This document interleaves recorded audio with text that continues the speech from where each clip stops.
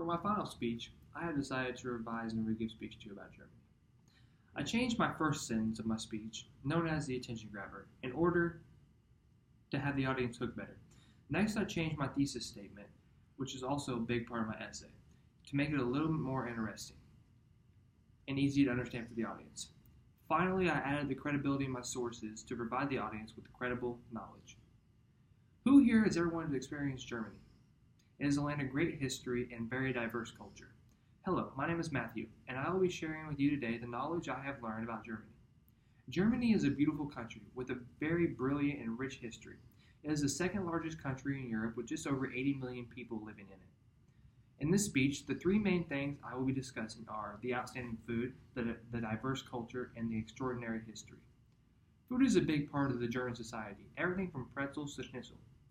Germans are very big on pork products. It is one of the most consumed dishes in Germany. According to an online database, Statistica.com, Germans consumed over 119 pounds per person in 2014, an amazing amount. But you have to have a drink to go with your food, right?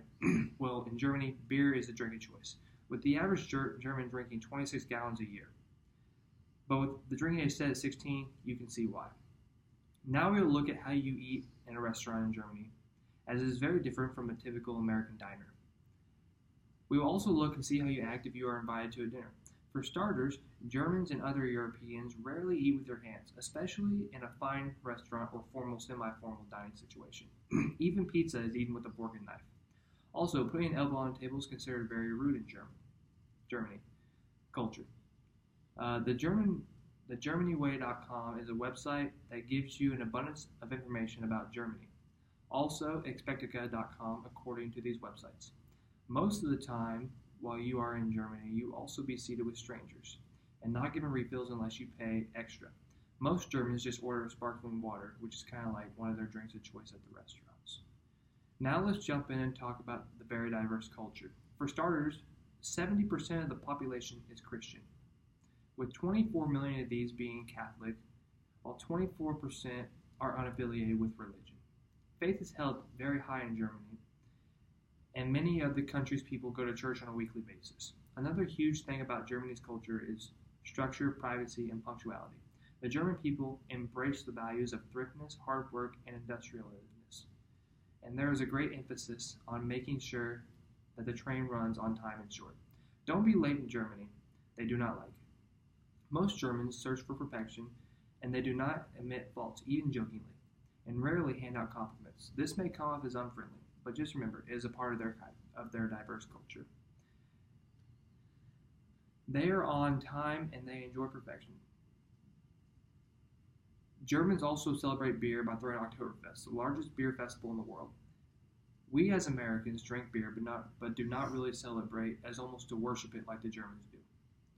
The last thing we will talk about is just the sheer history of Germany. While Germany has had plenty of history on the wrong side, it also has some great history. Did you know the first printed book was in Germany?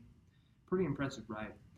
But not only that, there's a lot more, and I will talk about some of it in this speech. Germany is also known for cars like BMW, Volkswagen, Mercedes-Benz, Audi, and Porsche, making Germany the #1 car producer in the world, producing over 21% of the cars in the world today. This inspired Germans to create something the world has never seen before, a road with no speed limit.